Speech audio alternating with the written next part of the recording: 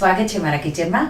આજે આપણે બનાવીશું તહેવારો માટે કે સવારના નાસ્તા માટે ફરસાણની દુકાનના ફાફડા ભૂલાવી દેવા જ આપણે ફાફડા કઢી અને પપૈયાનો સંભારો એકદમ સરળ રીતે બનાવીશું। જો તમને મારી રેસિપીઓ ગમતી હોય અને હજુ સુધી ચેનલને સબસ્ક્રાઇબ ન કર્યું હોય તો સબસ્ક્રાઇબ કરજો અને બાજુમાં આપેલી ઘંટી દબાવજો એટલે નવી નવી રેસિપીના નોટિફિકેશન આવે। તો ચાલો બનાવીએ। તો અહીંયા તમારે માપ બરાબર લેવું જરૂરી છે, તો તમારા ફાફડા એકદમ પરફેક્ટ બનશે। એક બાઉલ લઈ એમાં ચારણી મૂકીશું અને 200 ગ્રામ બેસન આપણે ચાળી લઈશું। તો કપથી જો તમે મેજર કરો તો 250 ml જે કપ હોય એ 2 કપ ભરી અને તમારે ઉમેરી દેવાના અને ચાળી લેવાનો। લોટ ચાળીને લેવો જરૂરી છે, તો તમારું ફરસાણ ગમે તે હોય એ બહુ સારું એવું બનશે। તો આ રીતે લોટને મેં ચાળી લીધો છે અને હવે આપણે એમાં મીઠું, તો અહીંયા મીઠું આપણે 5 ગ્રામ જેટલું જોશે। તો તમે જો ચમચીથી માપો તો રેગ્યુલર જે ચમચી છે એ અડધી ચમચી જેટલું જ મીઠું થશે, તો વધારે બહુ નથી ઉમેરવાનું। 5 ગ્રામ જેટલા અજમા, તો એ 1.5 ચમચી જે રેગ્યુલર આપણી હોય એટલું થયું છે। અને અડધી ટીસ્પૂન બેકિંગ સોડા, તો એ આપણે 2 ગ્રામ લેવાના છે અને 20 ગ્રામ જેટલું આપણે તેલ લેશું। તો અહીંયા 200 ગ્રામ બેસનમાં તમારે 5 ગ્રામ મીઠું, 5 ગ્રામ અજમો અને 2 ગ્રામ બેકિંગ સોડા એટલે કે ખાવાના સોડા લેવાના અને 20 ગ્રામ જેટલું તેલ લેવાનું। સારી રીતે મિક્સ કરી દઈશું પહેલાં કોરા ઇન્ગ્રેડિયન્ટને, પછી આ રીતે જે તેલ આપણે લીધું છે એ થોડું થોડું કરી ઉમેરી અને એકદમ સારી રીતે મોણ આપી દઈશું આ રીતે। અહીંયા 20 ગ્રામ તેલ એટલે કે 1/4 કપનું અડધું મેં ભર્યું ત્યારે 20 ગ્રામ વજનમાં થયું। મિક્સ કરી દઈશું એકદમ સારી રીતે અને હવે મેં 70 mlથી થોડું ઉપર 75 ml જેટલું પાણી લીધું છે, તો એ મેં મેજર કરીને રાખ્યું છે।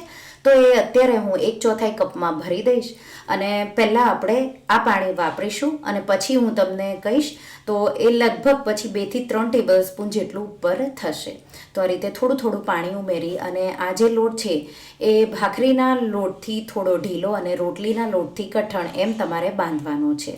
તો અત્યારે મેં 1/4 કપ જેટલું પાણી છે એ વાપરી લીધું છે અને હવે જે બચ્યું છે એ પાણી પણ હું કપમાં લઈ લઈશ। એ પણ પાણી મેં ઉમેરી દીધું છે। તો અહીંયા 75 ml જેટલા પાણીની મને જરૂર પડી છે, તો 75 ml જેટલું પાણી વપરાઈ ગયું અને હવે લોટને ખૂબ જ સારી રીતે મસળી લઈશું।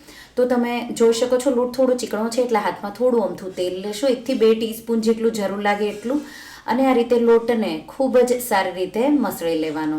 તો લગભગ 2 થી 3 મિનિટ જેવું આપણે આ રીતે મસળી અને લોટને થોડો સ્મૂથ કરી લઈશું અને પછી લોટના 2 ભાગ કરી લઈશું। આ રીતે લોટને મસળી લેવાનો અને હવે લોટને આપણે થોડી વાર માટે ઢાંકીને સાઈડમાં મૂકી દઈશું। ત્યાં સુધીમાં ફાફડા સાથે ખવાતો કાચા પપૈયાનો સંભારો અને સાથે કઢી ફાફડાની બનાવી લઈશું। તો બહુ નાના એવા પપૈયાની તમને જરૂર પડશે, પણ મારે બહુ મોટું આવી ગયું છે તો કાચું હોવું જરૂરી છે। આ થોડું પાકી ગયું છે પણ આ વ્હાઈટ ભાગ હોય એ જ હું વાપરીશ। તો પપૈયાનો વચ્ચેનો ભાગ કાઢી લઈશું અને આ રીતે એક ભાગની આ રીતે છાલ ઉતારી લઈશું। છાલ ઉતારવી હોય તો ઉતારી લેવાની અને આ રીતે મોટું મોટું પપૈયાનું છીણ કરી લઈશું। તો લગભગ 2 કપ જેટલું પપૈયાનું છીણ મેં કરી લીધું છે। હવે સંભારાનો વઘાર કરીશું। તો એક પેન લેશું અને એમાં 2 ટીસ્પૂન તેલ ગરમ કરીશું। તેલ ગરમ થઈ જાય એટલે 1 ટીસ્પૂનથી થોડી ઉપર રાઈને ફૂટવા દઈશું। રાઈ જેવી ફૂટવા લાગે એટલે 1/4 ટીસ્પૂન જેટલી હિંગ ઉમેરીશું અને હિંગને થોડી સતળાવા દેવાની। અહીંયા મેં 1 લીલા મરચાંના નાના ટુકડા કર્યા છે એ ઉમેર્યા અને થોડા મીઠા લીમડાના પાન ઉમેરીશું। સાથે 1/4 ટીસ્પૂન જેટલી હળદર ઉમેરી મિક્સ કરી દઈશું। 20 થી 30 સેકન્ડ જેવું આપણે સાતળી લઈશું। તો અહીંયા ગેસની ફ્લેમ મેં મીડિયમ રાખેલી છે। આ રીતે સતળાઈ જાય એટલે જે આપણે પપૈયાનું છીણ કરીને રાખ્યું છે એ ઉમેરી દઈશું, મિક્સ કરી દઈશું એકદમ સારી રીતે। ગેસની ફ્લેમ હવે થોડી વાર માટે હાઈ કરીશું અને 2 મિનિટ જેવું આપણે કાચા પપૈયું ઉમેરી અને સાતળી લેવાનું છે।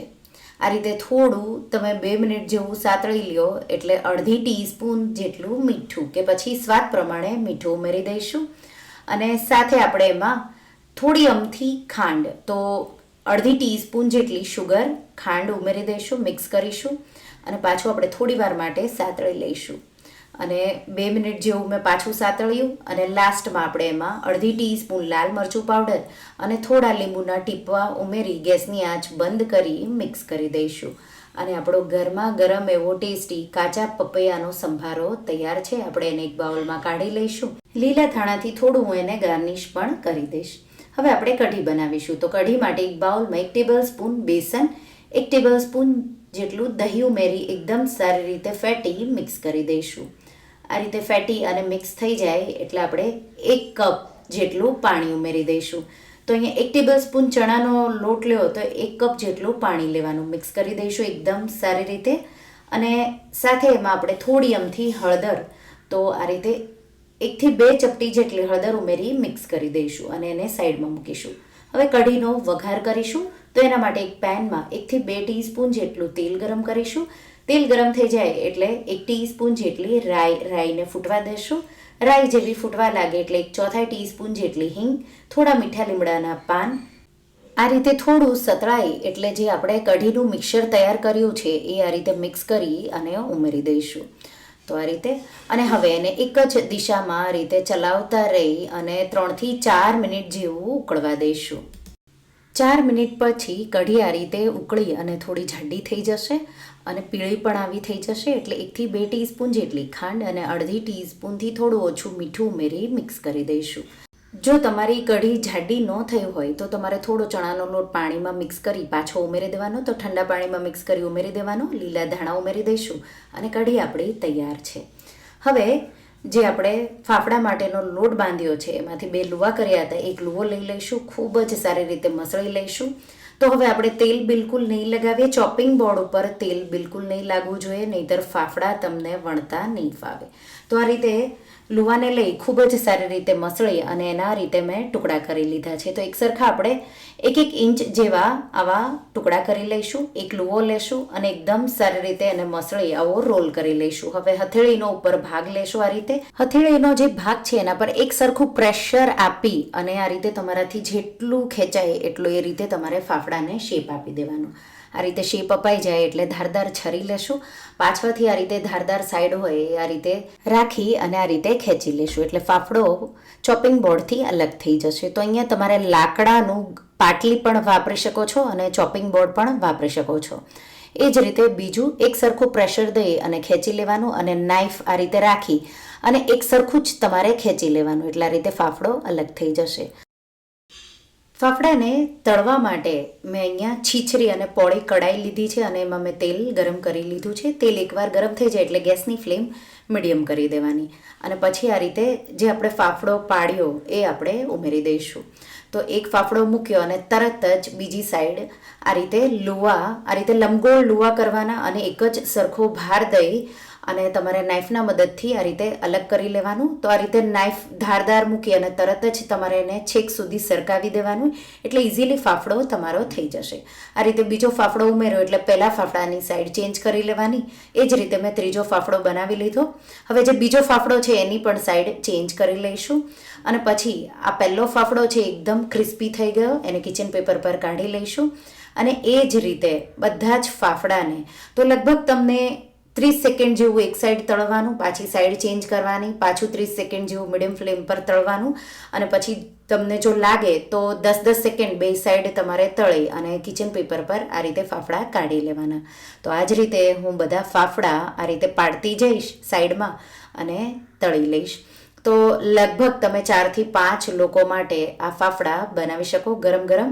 અને ફાફડા સાથે આપણે મરચાં, તો મરચાંને વચ્ચેથી મેં થોડું કટ કર્યું છે અને ગરમ ગરમ તેલમાં આપણે મરચાં ઉમેરી દઈશું અને મરચાં આ રીતે સોફ્ટ થઈ જાય ત્યાં સુધી આપણે એને તળી લઈશું. તો ફાફડા સાથે મરચાં તમે તળશો તો બહુ સારા એવા લાગશે. તો મરચાંને પણ મેં તળી લીધા છે, એને પણ આપણે કિચન પેપર પર કાઢી લઈશું અને ગરમ ગરમ ફાફડાને સર્વિંગ પ્લેટમાં કાઢીશું. સાથે તળેલા મરચાં, કાચા પપૈયાનો સંભારો અને કઢી સર્વ કરીશું. અહીંયા આ ફાફડા ચા સાથે અને મરચાં સાથે બહુ ટેસ્ટી એવા લાગશે. ઉપરથી થોડો મરી અને સંચળ પાવડર મેં છાંટ્યો છે અને આ ગરમ ગરમ ફાફડાને સર્વ કરો. આ ફાફડા તમે એકવાર બનાવી ઠંડા થાય એટલે એરટાઈટ ડબ્બામાં ભરી 15 થી 20 દિવસ સુધી ખાઈ શકો છો. તો જો આ રીતે તમે ઘરે ફરસાણની દુકાન જેવા ફાફડા ક્યારેય ન બનાવ્યા હોય તો આ કાચા પપૈયાનો સંભારો કઢી સાથે અને તળેલા મરચાં સાથે એકવાર આ રેસિપી જરૂરથી ટ્રાય કરજો. તમે ફરસાણની દુકાનના પણ ફાફડા ભૂલી જશો એટલા ટેસ્ટી લાગશે. તો આ ગુજરાતી ફેમસ ફાફડા એકવાર ટ્રાય કરજો અને મને કહેજો કે તમને આ રેસિપી કેવી લાગી છે. તો તમને આ રેસિપી કેવી લાગી મને કમેન્ટમાં જરૂરથી જણાવજો. અને જો રેસિપી ગમી હોય તો વિડીયોને લાઈક કરજો, શેર કરજો અને મારા ચેનલને સબસ્ક્રાઈબ કરજો. અને આવી જ નવી રેસિપીઓ માટે તમે બેલ આઇકન બટનને પ્રેસ કરજો. Thank you for watching.